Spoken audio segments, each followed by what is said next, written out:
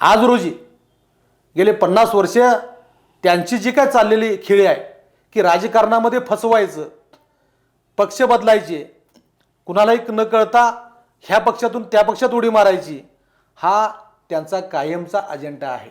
आणि ह्या अजेंड्यामुळं तीव्र भावना ह्या ठिकाणी ज्या दिवशी मला डावललं गेलं त्या दिवशी मतदारसंघातल्या लोकांनी ठरवलं की सामान्य माणसाच्या पाठीशी राहायचं, लढणाऱ्याच्या पाठीशी राहायचं.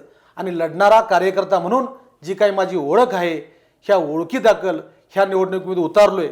के.पी. पाटील साहेबांनी थोडासा विचार करायला पाहिजे होता की आपल्यासाठी झगडणारा कार्यकर्ता, ज्या कार्यकर्त्याच्या विधानसभेचं तिकीट आपण स्वतः मागून घेतलं, त्या विधानसभेला मी शिवसेनेमध्ये राहिलो. अनेक आमचे तालुक्यातले सगळे शिवसैनिक, जिल्ह्याचे आमचे सगळे नेते त्या निवडणुकीमध्ये उतारले.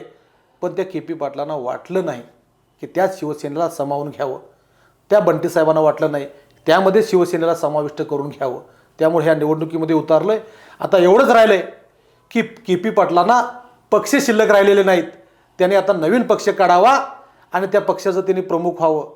एवढीच माझी ह्या ठिकाणी भूमिका आहे.